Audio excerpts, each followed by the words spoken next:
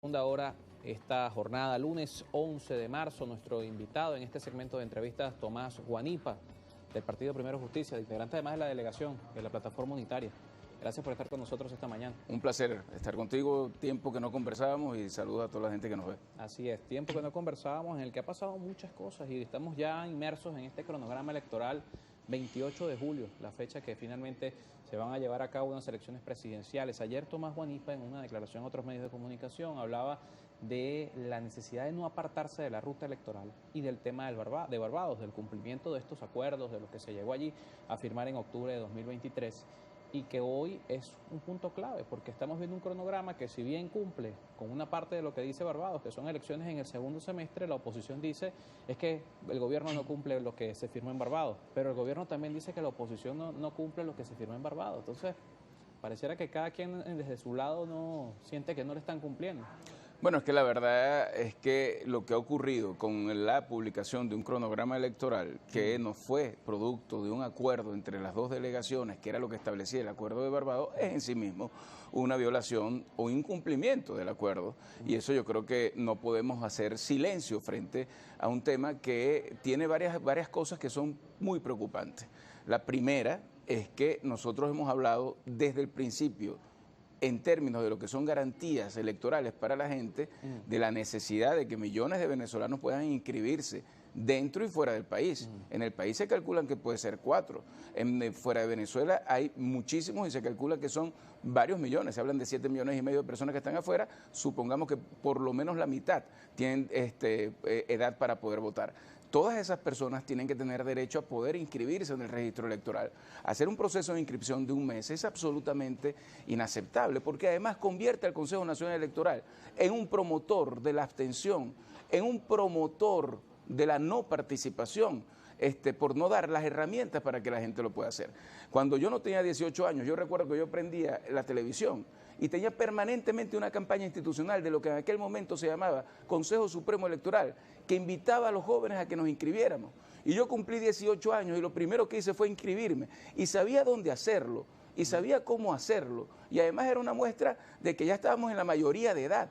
Hoy en Venezuela un joven de menos de 18 años y también de más de 18 años, no tienen idea que para poder votar tienen que inscribirse en el registro electoral. No tienen idea que existe un registro electoral. No existe una plataforma que facilite que la gente se pueda inscribir. No existe una promoción, una campaña comunicacional del Consejo Nacional Electoral para que nuestros jóvenes se inscriban. ¿Por qué? Porque le tienen miedo a la votación de la gente que hoy no está inscrita. Entonces, ese cronograma tiene que corregir o debe corregir algunos temas como, por ejemplo, el acceso a la inscripción. Segundo tema que para mí es muy importante, entre muchos otros, el tema de la observación internacional. Ahí está escrito en el Acuerdo de Barbados cada una de las observaciones que deben venir. Pero y se mandaron invitaciones a algunas de las que están se allí, acaba de Centro hacer Carter, por un ejemplo. comunicado público, pero hay que hacer comunicados privados directos que aún no se hacen. Y ahí hemos hecho un gran esfuerzo para que no se pisen las conchas de mango que buscan que esa observación no venga, sino que al contrario, le hemos pedido a los países que acompañen al pueblo venezolano en un proceso que pueda ser observado internacionalmente para que tenga el rigor que hasta ahora los procesos electorales en Venezuela no han tenido. ¿Con esto qué quiero decir? El acuerdo de Barbados es el reconocimiento de que en Venezuela hacen falta garantías electorales y es el compromiso de quienes están en el poder para cumplirlas. Invalidar, incumplir, violar el acuerdo en sí mismo, a quien le hace un daño es al ciudadano común. Y lo que más va a generar es una reacción de indignación. Y ese acuerdo de Barbados que fue tan cuestionado en su momento, yo recuerdo que noche antes hasta llamadas por teléfono recibíamos y presiones para que no se firmaran, es de lo que hoy todos los venezolanos que queremos elecciones libres estamos abrazados.